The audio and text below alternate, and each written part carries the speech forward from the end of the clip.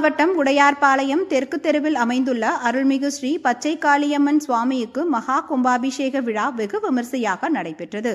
இந்த கும்பாபிஷேக விழாவை முன்னிட்டு கோயில் முன்பு யாகசாலை அமைக்கப்பட்டு நேற்று முதல் கணபதி ஹோமம், நவகிரக ஹோமம், வாஸ்து சாந்தி ஹோமம் உள்ளிட்ட பல்வேறு ஹோமங்களும், விக்னேஸ்வரர் பூஜை, லட்சுமி பூஜை, கோபூஜை உள்ளிட்ட பல்வேறு பூஜைகளும் நடைபெற்றது.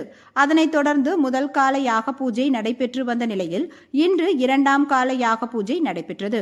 பின்னர் பல்வேறு புனித தலத்திலிருந்து கொண்டுவரப்பட்ட புனித நீரை யாகசாலையில் வைத்து பூஜை செய்த சிவாச்சாரியார் சரவணன் மற்றும் சிவாச்சாரியார்கள் புனித நீரை தலையில் சுமந்து மேலதாளங்கள் முழங்க ஊர்வலமாக கோவில் ராஜகோபுரத்திற்கு எடுத்து சென்றனர்.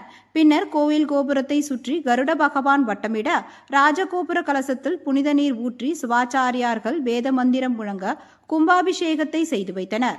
அப்பகுதியை சுற்றியுள்ள ஏராளமான பக்தர்கள் கலந்து கொண்டு சுவாமி தரிசனம் செய்த நிலையில் புனித நீர் பொதுமக்கள் மீது தெளிக்கப்பட்டது.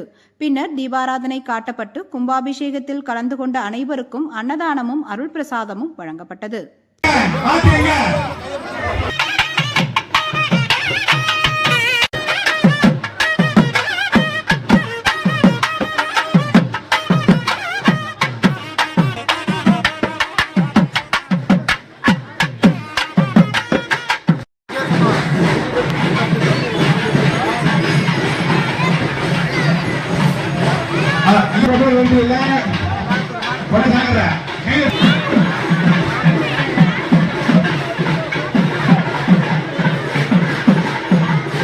ओम श्री महाकालेभ्यः देवाः प्रिय तत्तम प्राण प्रतिष्ठा महामहिषे आभोहिष्ठ अहेरना यक्तहे योग शिवत होरथ तस्य भक्तयः महागजन्दाः गाथायनाय विमहे